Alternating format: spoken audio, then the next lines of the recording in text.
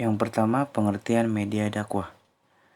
Media dakwah yakni meliputi beberapa media yang pada umumnya sudah akrab diantaranya media tindakan atau aksi seperti demonstrasi, media ucapan atau tulisan seperti pidato, percakapan, media tulisan atau cetak seperti buku, plakat, poster, majalah, media elektronik seperti radio, televisi, telepon, VCD, internet, dan terakhir yaitu konvergensi media yang bisa dijadikan media dakwah modern.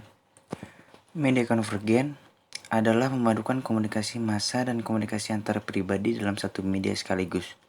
Kita tahu, tidak ada yang menyangkal kalau sekarang ini adalah eranya informasi.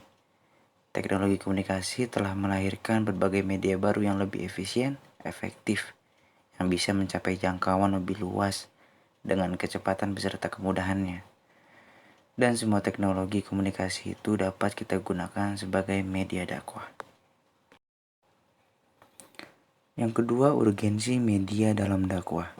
Sebagai salah satu unsur dalam dakwah, keberadaan media atau alat sangatlah diperlukan. Dengan media, kita akan dapat merasakan manfaat atau efek yang ditimbulkan diantaranya efek kognitif, efek afektif, dan efek behavioral atau perilaku. Efek kognitif adalah akibat yang timbul pada diri komunikan yang sifatnya informatif bagi dirinya. Dalam efek kognitif, membahas tentang bagaimana media dapat membantu khalayak dalam mempelajari informasi yang bermanfaat dan mengembangkan keterampilan kognitif. Melalui media massa, seseorang dapat memperoleh informasi tentang benda, orang atau tempat yang belum pernah dikunjungi secara langsung. Efek afektif adalah dampak yang timbul pada diri komunikan sebagai bentuk merasakan dari apa yang telah diketahui di komunikasi massa ataupun media.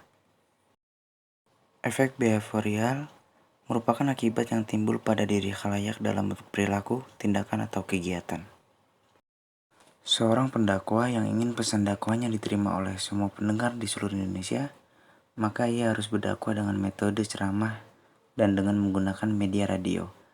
Jika ceramahnya ingin didengar, teks ayat-ayat Al-Quran yang dikutip dapat dibaca serta ekspresi wajahnya bisa dilihat oleh semua pemirsa Indonesia, bahkan dunia. Maka harus menggunakan media televisi. Jika ingin pesan dakwahnya dibaca orang, maka seorang dai harus menggunakan media cetak. Selanjutnya, bentuk atau jenis media dakwah. Sebagai alat yang digunakan untuk berdakwah oleh pendakwah untuk mencapai hal yang diinginkan, media dakwah terdiri dari berbagai macam.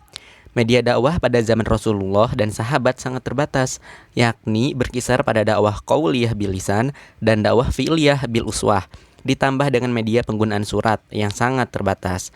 1 abad kemudian, dakwah menggunakan media, yaitu qosas atau tukang cerita, dan mu'alafat karangan tertulis diperkenalkan. Namun, semakin lama zaman semakin berkembang. Begitupun dengan media untuk berdakwah mengalami pertumbuhan yang pesat. Adapun media yang dimaksud adalah yang terbagi menjadi 2, yaitu media massa dan non-massa. Media massa digunakan dalam komunikasi apabila komunikan berjumlah banyak dan bertempat tinggal jauh. Media massa yang banyak digunakan dalam kehidupan sehari-hari umumnya surat kabar, radio, televisi, dan film bioskop yang beroperasi dalam bidang informasi dakwah. Media non-massa adalah media yang digunakan dalam komunikasi untuk orang tertentu atau kelompok-kelompok tertentu seperti surat, telepon, SMS, telegram, fax, papan pengumuman, CD, email, dan lain-lain. Semua itu dikategorikan karena tidak mengandung nilai keserempakan dan komunikannya tidak bersifat massal. Selain itu, alat yang digunakan untuk berdakwah adalah internet, beragam sosial media, kesenian seperti yang dilakukan oleh tokoh terdahulu seperti wayang kulit, lukisan, dan lain-lain.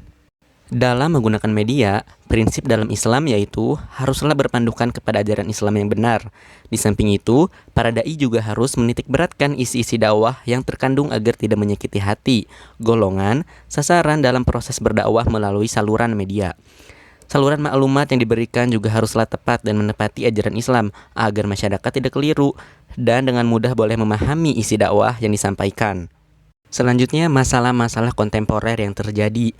Di zaman modern seperti saat ini, memudahkan untuk kita mencari dan menggali informasi maupun untuk menyebarkannya. Majunya zaman juga menimbulkan bahkan memperbanyak persoalan yang harus dihadapi. Persoalan yang dimaksud adalah seperti berikut. Deislamisasi. Menurut Kamus Besar Bahasa Indonesia atau KBBI, deislamisasi adalah perbuatan penghilangan hakikat Islam. Sekularisme. Secara terminologi, sekularisme mengacu kepada doktrin atau praktik yang menafikan peran agama dalam fungsi-fungsi negara. Globalisasi pada hakikatnya mengacu pada perkembangan-perkembangan yang cepat di dalam teknologi komunikasi, transportasi, informasi yang bisa membawa bahagian-bahagian dunia yang jauh menjadi hal-hal yang bisa dijangkau dengan mudah. Liberalisme. Istilah liberalisme berasal dari bahasa Latin, liber, yang artinya bebas atau merdeka. Sebagai adjektif, kata liberal dipakai untuk menunjuk sikap anti-feodal, anti-kemapanan, rasional, bebas merdeka. Pluralisme, yaitu suatu paham atau pandangan hidup yang mengakui dan menerima adanya kemajemukan atau keanekaragaman dalam suatu kelompok masyarakat.